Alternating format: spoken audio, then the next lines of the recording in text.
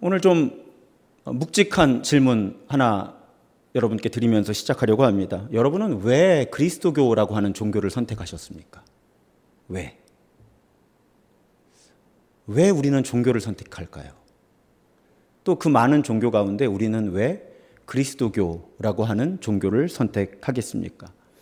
다양한 이유들이 있을 거예요. 어떤 분들은 부자가 되기 위해, 건강하게 오래 살기 위해, 어떤 분들은 마음의 평화를 얻기 위해, 다양한 이유들이 있을 겁니다. 하지만 우리가 종교를 선택하는 궁극적인 이유, 우리가 그리스도교, 기독교인이 된 궁극적인 목표는 아마 구원일 거예요. 구원. 우리는 구원받기 위해 그리스도인이 된 거죠. 그런데 여러분, 구원이 무엇입니까? 우리가 구원을 받을 때 어떤 일이 일어나죠? 라틴어 신학 용어 가운데 오르도 살루티스라는 용어가 있어요. 오르도 살루티스. 우리말로 번역을 하면 좀 다양하긴 한데 가장 표준 번역이 구원의 순서라고 하는 말이에요. 구원의 순서. 우리가 구원을 받는데 어떤 단계, 어떤 과정을 통해서 우리의 구원이 이루어지는가, 그걸 설명하는 개념이에요. 적어도 18세기경부터 주로 우리 개신교에서 사용된 신학 개념입니다. 전통에 따라서, 신학 전통에 따라서, 그러니까 예를 들자면 아주 쉽게 말씀드리면 장로교회냐 감리교회냐에 따라서 이 구원의 순서의 강조점과 심지어는 순서도 조금 다릅니다. 차이가 있어요. 하지만 어떤 전통도, 우리 개신교 전통 안에 있는 어떤 전통도 두 가지 축을 전제로 합니다.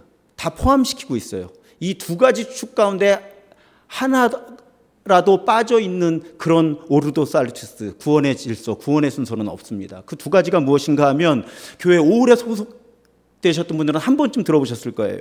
칭의와 성화라고 하는 개념이에요. 칭의, 의롭다고 선언한다는 뜻이고요. 성화, 거룩하게 된다는 뜻이에요.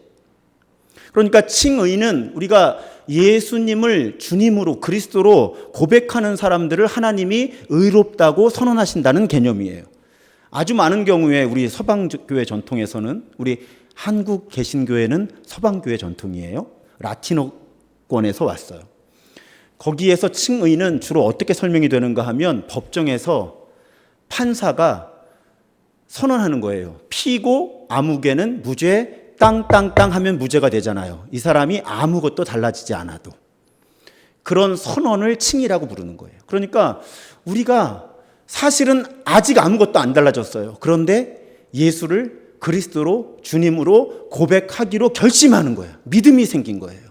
그럼 그 믿음을 보시고 하나님이 아직은 아무것도 안 변했지만 너는 네 믿음으로 말미암아 의롭다 선언해 주시는 것을 우리가 칭의라고 부르는 거예요.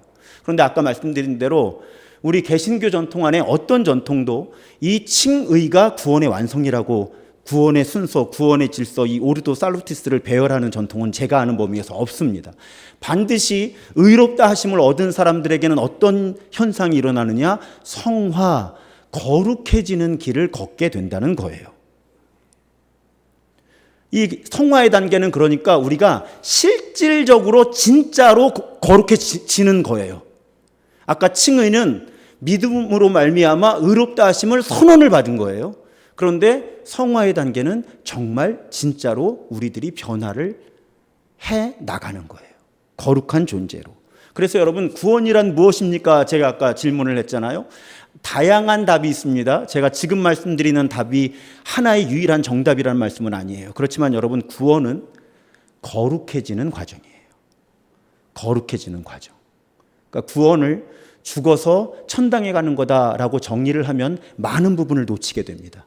말씀드렸어요. 감리교든 장로교든 하여튼 어떤 신학 전통, 우리 개신교에 속해 있는 어떤 신학 전통도 칭의가 구원의 순서의 끝이라고 보지 않는다는 거예요. 이건 다른 목사님들께 여쭤보세요, 가셔서. 반드시 칭의, 의롭다 하심을 얻은 사람들에게는 거룩해지는 변화가 나타나는 거예요. 그래서 이 오르도 살루티스, 구원의 질서 혹은 구원의 순서는 한마디로 우리가 거룩해지는 과정이에요. 여러분, 구원이 죽어서 천당에 가는 것이라기보다는 내가 거룩해지는 과정이라고 정의하기 시작하면 우리의 그리스도교 많은 것이 달라집니다. 저는 항상 이 정의의 문제라고 보잖아요. 이 사회 정의 말고 이 정의, 뜻을 규정하는 것. 구원은 거룩해지는 과정이에요. 그리고 그 거룩해지는 과정에는 여러분 목표가 있습니다. 이제 우리 교회가 소속되어 있는 감리교회는 웨슬리 전통이라고 불러요. 이 웨슬리 전통에서는 이 거룩해지는 과정의 끝에 어떤 단계가 있는가 하면 완전이라고 하는 단계가 있는 거예요. 완전, perfection. 우리 perfect, 완전하다 하잖아요. perfection, 완전이라고 하는 목표가 있어요. 그러니까 그냥 거룩해지는 게 아니라 완전이라고 하는 목표를 향해서 우리가 거룩해지는 과정이 구원이라는 거예요. 그럼 이제 당연히 우리에겐 질문이 생깁니다. 아니 목사님, 어떻게 우리가 완전해집니까? 그건 불가능하다고요. 근데 여러분, 가능 불가능을 따지기 전에 우리가 성경을 보면 이건 가능 불가능을 우리가 따질 문제가 아니고요, 주님의 명령이에요. 산상수훈 마태복음 5장 48절 세번역으로 보면 그러므로 하늘에 계신 너희 아버지께서 완전하신 것 같이 너희도 완전하여라. 여러분, 완전이라고 하는 구원의 순서, 구원의 질서의 목표가 있는데, 성화의 목표가 있는데, 목사님 그건 불가능합니다. 저한테 말씀하실 게 아니에요. 예수님이 그렇게 가르치셨으니까. 너희도 개정 개혁에서는 온전하심 같이 너희도 온전해라. 세번역에서는 완전해라. 뭐 같은 의미예요. 그런데 여러분, 복음서뿐만 아니라 바울 서신에서도 같은 맥락의 가르침이 분명히 주어집니다. 하나의 본문만 가져왔어요. 에베소서 4장 13절, 우리가 다 하나님의 아들을 믿는 것과 아는 일에 하나가 되어 온전한 사람을 이루어. 여기도 나오잖아요. 온전한 사람을 이루어 그리스도의 장성한 분량이 충만한 데까지 이르르니. 보세요. 복음서를 통해서 예수님만 말씀하신 게 아니고요, 사도 바울도 그 서신서를 통해서 우리들이 영적인 삶을 살아가는 그리스도인으로서의 삶의 길을, 영적인 길을 걸어가는 목표가 뭐냐? 온전한 사람을 이루는 것이다. 완전해지는 것이다. 어디까지? 예수님처럼 될 때까지. 성화잖아요. 예수님처럼 될 때까지. 그래서 여러분, 성경이 제시하고 우리 2000년 교회 전통이 고백하는 구원은 분명히 우리가 거룩해지는 과정이에요. 우리가 예수를 닮아가는 과정이에요. 그냥 표어가 아니라니까요. 예수를 닮아간다는 게 성경의 명령인 거예요. 온전한 사람을 이루어 그리스도의 장성한 분량이, 그것도 충만한 데까지 이르리니. 베드로후서 1장 4절의 표현을 빌리면 우리가 하나님의 성품에 참여하는 사람들이 되는 것. 그래서 여러분, 구원이라고 하는 건 우리가 거룩하게 변화되어가는 과정이에요. 아까 말씀드린 것처럼 이런 구원을 영혼 구원의 개념이라고 축소하는 것은 너무나 많은 성경의 가르침을 놓치게 만듭니다. 그래서 우리 교회에서는 구원이 무엇입니까 할 때 짧게 정의한다고 하면 거룩해지는 과정이죠. 한마디로만 정의하면 여기에 이제 살을 붙일 수 있죠. 하지만 저는 뭐 이건 정답이 있는 건 아니니까 우리 교회 안에서의 모범 답안, 구원이 무엇입니까? 거룩해지는 과정입니다. 그래서 여러분, 오늘 성령의 열매 시리즈 마지막이잖아요. 성령의 9가지 열매가 저 나무에 달려 있습니다. 오늘 마지막 10번째 정리해 보는 거예요. 성령의 열매에 늘 관심을 기울여야 하는 이유가 여러분 여기 있는 거예요. 이게 구원이기 때문이에요. 이게 구원이기 때문에. 세번역 성경의 언어를 기준으로 보면 사랑, 기쁨, 화평, 인내, 친절, 선함, 신실, 온유, 절제의 성품이 성령을 통해 나에게서 늘어나고 있다는 것, 거룩해지고 있는 과정이잖아요. 성화의 과정이 일어나고 있는 거예요. 내가 거룩해지는 길에 서 있는 거예요. 그러니까 더 단적으로 표현하면 성령의 열매가 나에게서 열리는 것은 내가 구원 받고 있는 사람인가, 그렇지 않은가를 아주 분명하게 드러내주는 지표라는 거예요. 여기 긴장해야 되는 겁니다, 우리. 그냥 성령의 열매가 열리면 좋고 아니면 그만이고가 아니라는 거예요. 이 구원의 논리를 살펴보면 아까 오르도 살루티스라고 구원의 순서, 구원의 질서를 살펴보면 우리가 거룩해지고 있지 않으면 우리에게서 구원이 일어나고 있지 않은 거예요. 그래서 여러분 주의할 건 있어요. 사랑, 기쁨, 화평, 인내, 친절, 선함, 신실, 온유, 절제의 성품을 가졌다고 해서 구원받은 사람이라고 말하기는 어려워요. 본래 자연적으로 그런 성품의 사람일 수도 있으니까. 무슨 말씀인지 아시겠죠? 하지만 구원을 경험하고 있는 사람이라면 사랑, 기쁨, 화평, 인내, 친절, 선함, 신실, 온유, 절제의 성품이 점점 더 많이 드러나게 된다는 거죠. 같은 원리로 보면 성령의 열매라는 이런 성품의 변화가 나타나지 않으면 구원의 길 위에 서 있다는 근거가 없거나 매우 약한 거죠. 여러분, 이 정도로 강한 언어로 말씀드려야 이 상황의 심각성을 여러분들이 인지하실 것 같아요. 우리의 구원은 여러분 결코 추상적인 영역이 아니에요. 죽어서야 드러나는 영역이 아니에요. 바로 지금 우리 눈으로 확인할 수 있는 영역이에요. 우리의 성품과 행동으로, 삶으로 우리는 우리의 구원이 드러날 수밖에 없습니다. 성경은 분명히 그렇게 가르쳐요.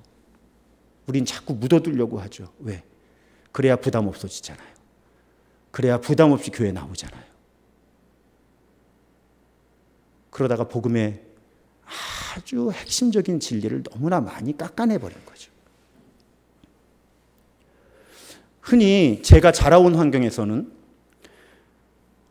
성령의 은사를 가지고 그 사람이 영적으로 성숙한 사람이냐 아니냐를 이야기하는 분위기가 많았어요. 제가 성장해 오는 환경 속에는. 그런데 여러분, 성경은 그렇지가 않아요.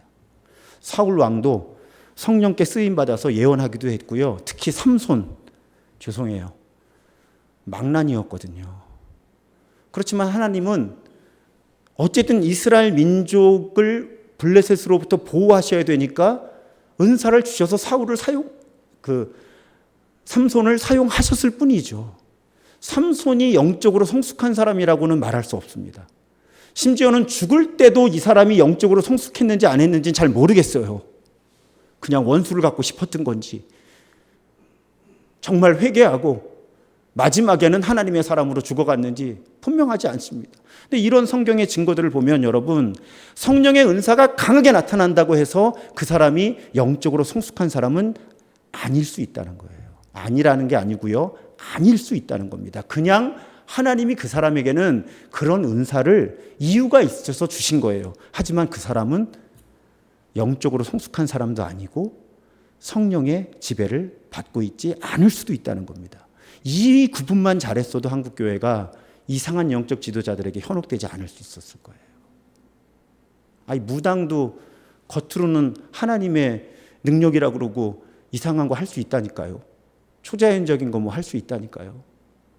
그러니까 성령의 은사를 가지고 영적 성숙함이 드러나는 게 아니에요. 뭐 더 직설적으로 말씀드릴까요? 설교를 잘하는, 막 1000명, 10,000명이 모이고 눈물 쏙 빼게 설교한다고 해서 그 사람이 영적으로 성숙한 설교자는 아닐 수 있다는 거예요.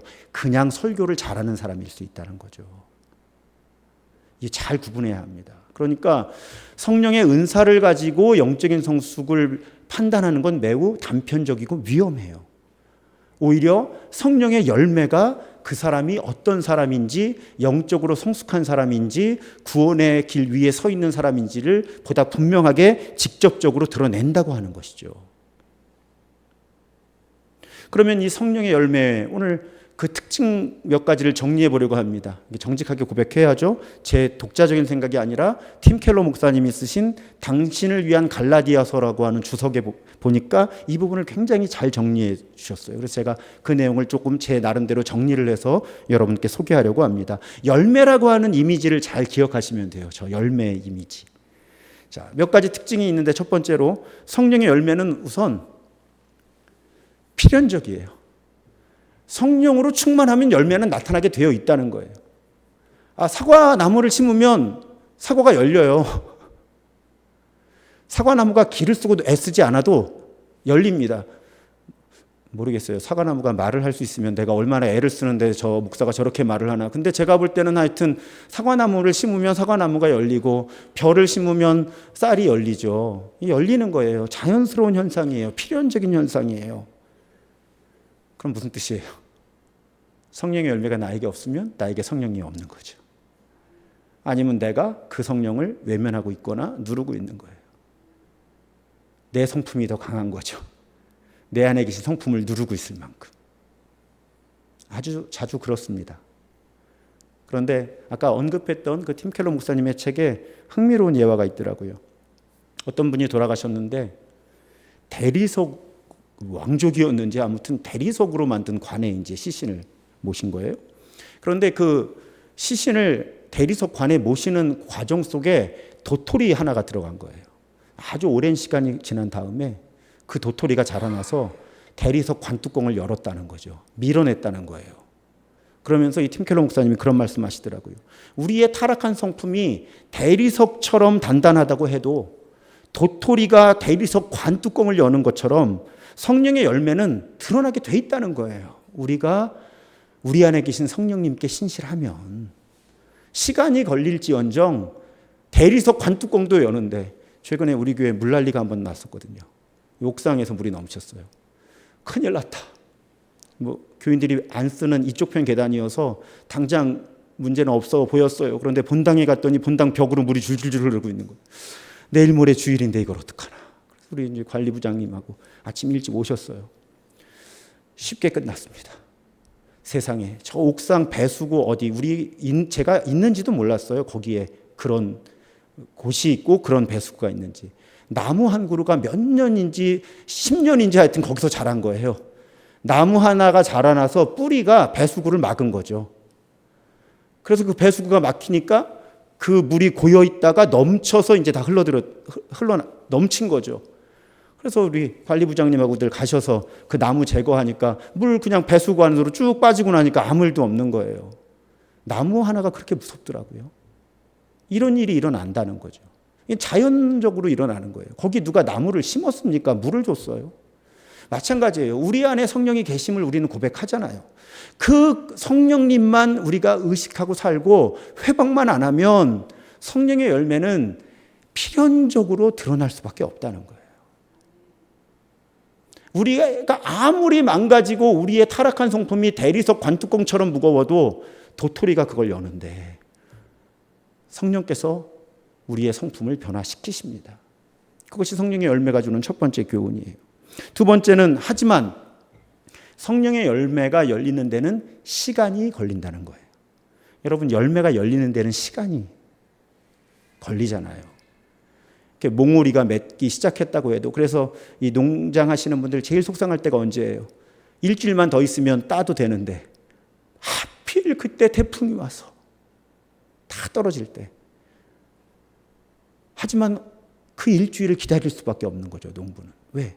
그 일주일을 더 자라나야 이 과일이 실한 과일이 되니까. 마찬가지라는 거예요. 제가 찾아봤어요. 그랬더니 어떤 대나무는 어떤 특정한 기간에 하루에 최대 60cm가 자란답니다. 저는 본 적은 없어요. 60cm만 이 정도 되잖아요. 대나무가 하루에 이만큼 자란대요. 그럼 아마 눈으로 보일 거예요. 이렇게 보고 있으면 자라는 게. 하지만 일반적으로 식물은 자라는데, 생물은 자라는데 시간이 걸립니다. 열매가 맺히는 데는 시간이 걸리는 거예요. 성령의 열매도 우리 마음 속에서 자라나는 중일 수 있지만 잘 드러나질 않습니다. 시간이 걸려요. 그래서 보통 어떻게 된다고요? 큰 일이 닥치기 전까지는 내가 잘 모르는 거예요. 성령의 열매가 내 안에서 얼마나 실하게 지금 자라나고 있는지. 그런데 어떤 큰 어려움이 닥쳤는데 어려움을 이렇게 대처하면서 어느 순간, 처음에는 몰라요. 근데 어느 순간 내가 깨닫는 거죠. 내가 이 문제를 이렇게 다루고 있네. 나답지 않게. 예를 들면 벌써 쉽게 오버했어야 되는데 절제하고 있는 거죠. 아니면 제가 가장 분명한 증언은 가족으로부터 온다. 당신 요즘 왜 그래? 엄마 요즘 왜 그러세요? 아빠 요새 왜 달라진 것 같아? 자기는 잘 못 느끼는 거예요. 왜? 천천히 자라나니까, 성령의 열매가. 성품의 변화, 여러분 몸의 변화도 오래 걸리지만 성품의 변화가 얼마나 오래 걸리겠어요? 과학적으로 말씀드려 볼까요? 뇌의 시냅스라고 그러죠. 뇌의 이 신경세포들의 연결 구조가 바뀌어야 성격이 바뀌는 거예요. 그러니까 성령의 불 받으면 확 변할 것 같죠. 쉽지 않아요. 하나님은 하십니다. 하지만 과학적으로 볼 때 하나님이 우리를 변화시키실 때도 어쨌든 뇌 시냅스의 연결 구조를 바꾸셔야 되기 때문에 시간이 많이 걸려요. 그래서 성령의 열매가 열리는데 시간이 걸려요. 참아줘야 되는 거죠. 나를 기다려줘야 되는 거예요. 제가 드리고 싶은 말씀은 지나치게 서둘러서는 안 된다는 것입니다. 작정 새벽기도 40일 한다고 성령의 열매가 갑자기 주렁주렁 열리지 않습니다. 아예 그렇게 그렇지 않다고 알고 사는 게 나아요. 왜? 불 받아라 해서 한번 기도 뜨겁게 하면 모든 게 다 해결된다고 믿는 믿음 때문에 얼마나 많은 영적인 위선자가 나오는지를 몰라요. 불 받았거든요. 많은 사람이 보는 데서 내가 입신도 했었거든요. 막 방언도 했었거든요. 그럼 내가 달라져야 될 것 같거든요. 그런데 성령의 열매가 열리는 데는 시간이 걸려요. 그런데 진실하지 않으니까 자꾸 척하게 되는 거잖아요. 성령의 사람인 척. 그러면 영적인 위선자가 되는 거예요. 그래서 성령의 열매는 성령께서 우리 안에 계시기 때문에 반드시 열리지만 시간이 걸려서 천천히 내가 거룩해지는 과정이다. 그것을 우리가 이해하시는 것이 매우 중요합니다. 세 번째로 정말 중요한 것인데 오늘 부담의 끝판왕입니다. 진짜 부담스러우실 거예요. 이 부분은.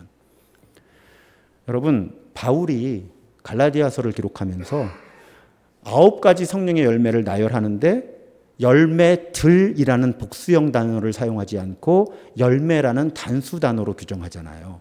이건 제가 벌써 여러 번 말씀드렸어요. 그 의미가 무엇일까요? 사랑, 기쁨, 화평, 인내, 친절, 선함, 신실, 온유, 절제 이 9가지 열매는 한 덩어리라는 거예요. 이 성령의 은사와 비교를 해보면 쉬워요. 성령의 은사는 이것저것 합치면 거의 30가지가 나와요. 성경에. 독신까지 막 합치면 이렇게.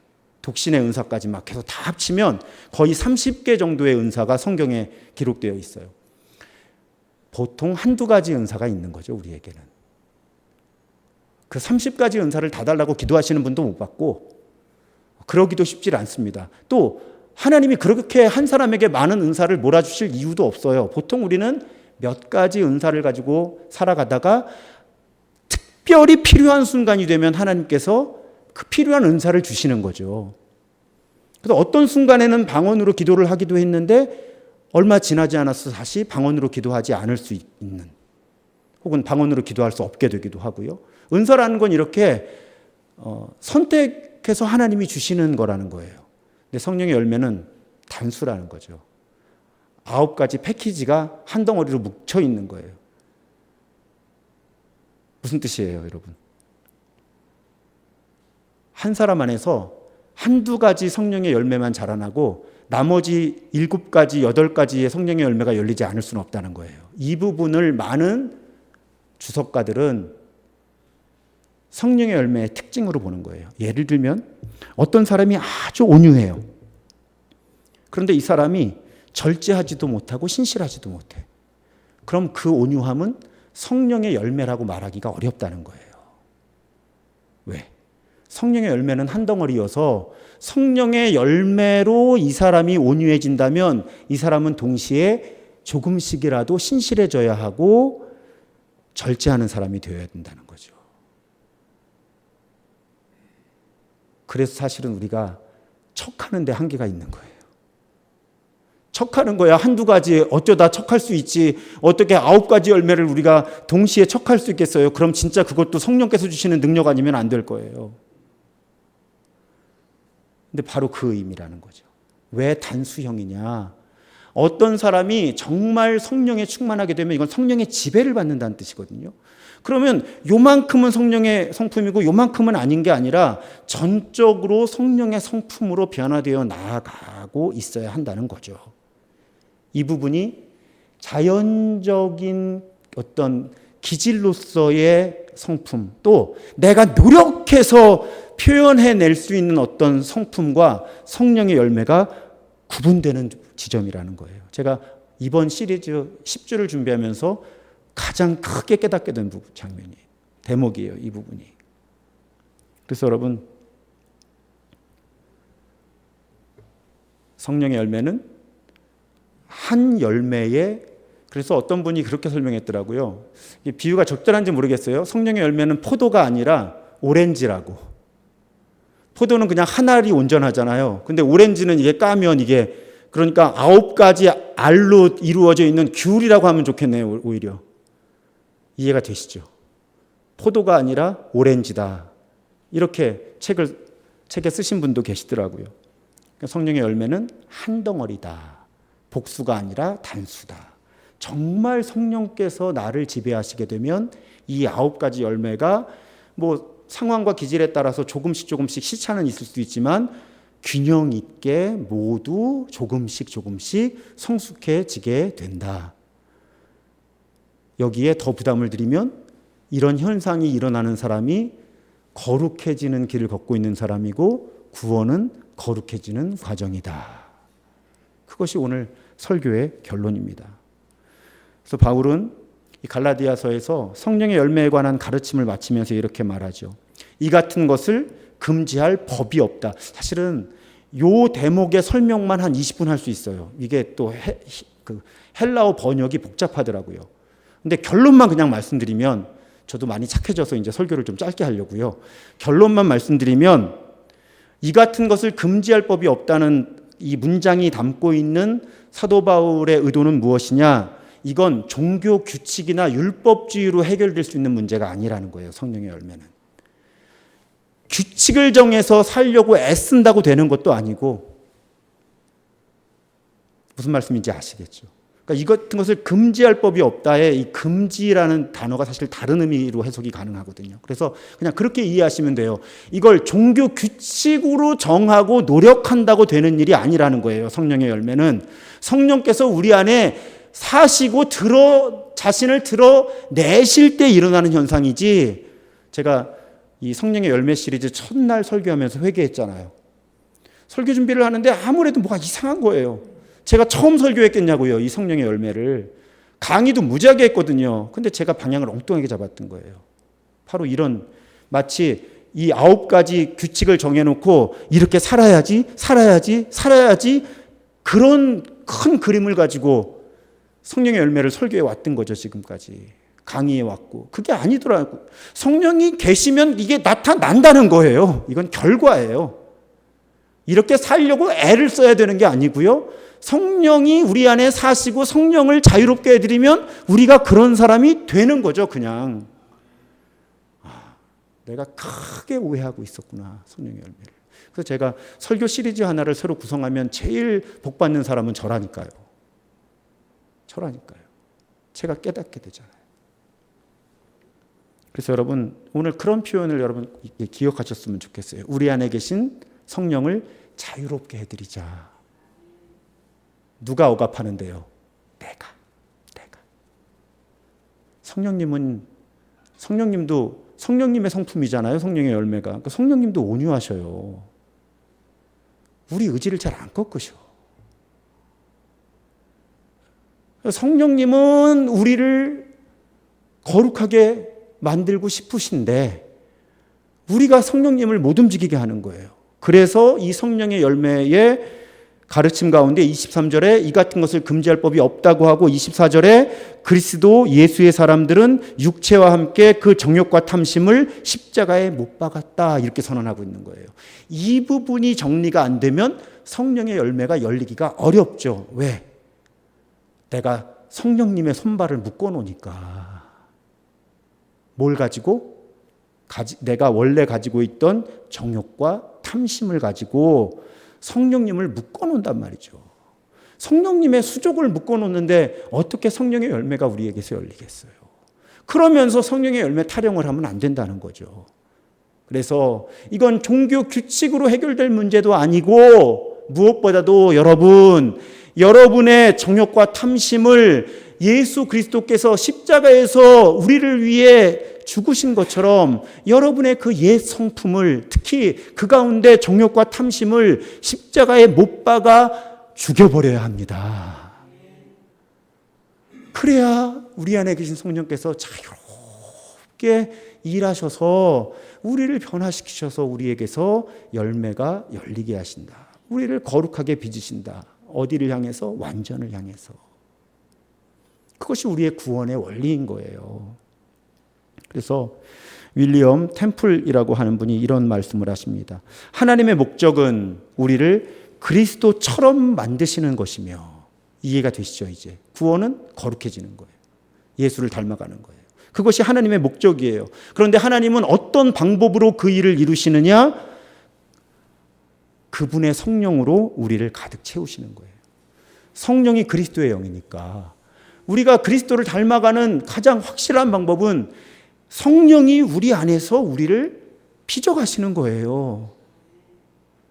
그 증거가 무엇으로 나타난다고요? 성령의 열매로. 그래서 성령의 열매는 우리에게서 구원이 일어나고 있는 아주 분명한 근거가 된다는 것입니다. 사랑하는 여러분, 우리 안에 성령이 계신 줄 믿습니다. 믿습니다. 예수를 그리스도로 고백하게 하시는 분이 그분이시니까 우리 안에 성령이 계신 거예요. 이건 그냥 믿으시면 됩니다. 믿으시면 되는 거예요. 그런데 우리가 그 성령을 인정하고 존중하고 자리를 내어드려야 되는 거예요. 자유롭게 해드려야 되는 거예요. 그래야 그 성령께서 우리를 빚으셔서 우리를 그리스도의 성품으로 빚어가시는 거죠. 그래서 여러분, 진정한 성령 충만은 예수님을 닮아가는 거예요. 여러분, 진정한 성령 충만은 방언으로 드러나는 것이 아닙니다. 진정한 성령 충만은 어떤 종류의 은사로 드러날 수 있지만 그것은 불완전한 것이고 제한적인 거예요. 진정한 성령 충만은 예수님을 닮아가는 모습으로 나타납니다.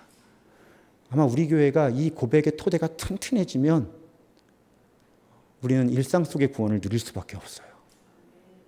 왜? 내가 분명히 달라지고 있거든요. 내가 분명히 달라지고 있거든요.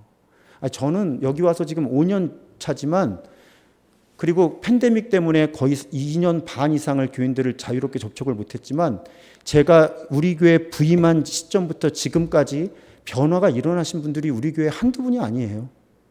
본인은 잘 모르시더라고요. 제 눈에는 보여요. 그 변화는 누가 일으키시는 거예요? 성령께서 일으키시는 거예요. 그분이 뭘 한 거예요?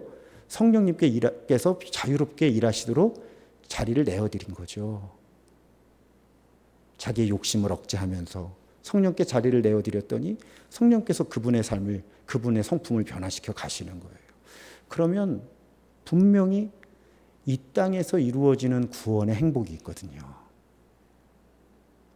그리고 죽은 다음에 이루어지는 구원에 대한 소망도 커지거든요. 제가 설교하는, 성경을 가르치는 목표가 있잖아요. 저는 우리 교인들이 진정한 의미로 행복한 사람들이 되어야 된다고 믿는 사람이거든요. 근데 진리를 알면 자유롭게 되고 진정 행복한 삶이 되거든요.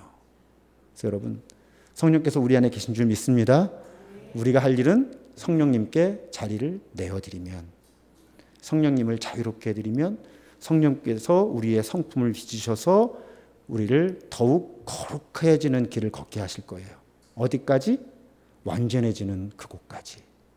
그렇게 신실하게 성령의 열매를 마음과 삶 속에 경험하며 구원의 길을 끝까지 한 방향으로서의 오랜 순종, long obedience in the same direction, 한 방향으로 오래 순종하는, 그렇게 구원을 누리는 우리가 되기를 주님의 이름으로 축복합니다.